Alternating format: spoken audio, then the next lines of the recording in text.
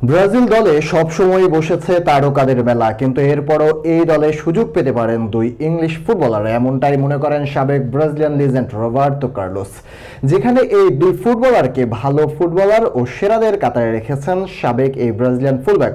সব মিলিয়ে কোন দুই ফুটবলারকে ব্রাজিল দলে খেলার যোগ্য ভেবেছেন কার্লোস, তা নিয়ে বিস্তারিত থাকছে প্রতিবেদনে। তাকে বলা হয় ব্রাজিলের ইতিহাসের সেরা লেফট ব্যাক। এছাড়া অনেকে তাকে সর্বকালের সেরা লেফট ব্যাক বলেও অভিহিত করেন। খেলোয়াড়ি জীবনে রিয়াল মাদ্রিদের মতো ক্লাবে খেলেছেন, ব্রাজিলের হয়ে খেলেছেন 127 ম্যাচ। এছাড়া বুলেট গতির শটের জন্য ছিলেন আলাদাভাবে বিখ্যাত।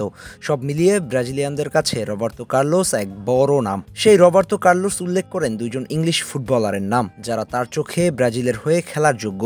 এই তালিকায় নিজের পজিশনে একজনের নাম যেমন বলেছেন কার্লোস, তেমনি ব্রাজিলের জন্য সবচেয়ে গুরুত্বপূর্ণ স্ট্রাইকার পজিশনে একজনের নাম বলেন এই ব্রাজিলিয়ান তারকা।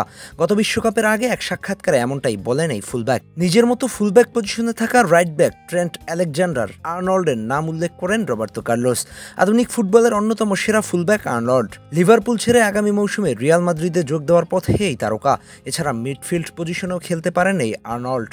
এই যুগে আর্নল্ডের মতো খেলোয়াড় পাওয়া কঠিন, তাই তো তাকে নিজের দেশ ব্রাজিলে খেলার যোগ্য মনে করেন কার্লোস। এছাড়া বিশ্বকাপজয়ী এই তারকা হ্যারি কেনকেও ব্রাজিলের হয়ে খেলার যোগ্য মনে করেন।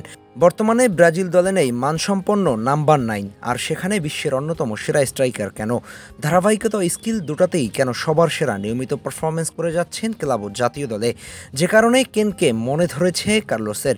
এই দুই তারকা সম্পর্কে কার্লোস বলেন, আলেকজান্ডার আর্নল্ড যেখানে থাকবে কারণ সে সেরাদের একজন, কেন ও একজন ভালো খেলোয়াড়ও বটে। আপনার একটা ভালো দল থাকবে যেখানে বড় নাম থাকবে এমন নয়, সেখানে এমন খেলোয়াড় থাকবে যারা ভালোভাবে অনুশীলন করে এবং তারা বিশ্বকাপ খেলার জন্য তৈরি এবং ব্রাজিলের হয়ে খেলার জন্য প্রস্তুত। আমি বলবো এই দুইজন ব্রাজিলে খেলার জন্য প্রস্তুত। তবে আরও অনেক তারকা আছে, ইংল্যান্ড দলে তারকার অভাব নেই। সব মিলিয়ে হয়তো এই দুই তারকাকে নিজের দেশে পেলে উপকৃত হতে পারত ব্রাজিল দল।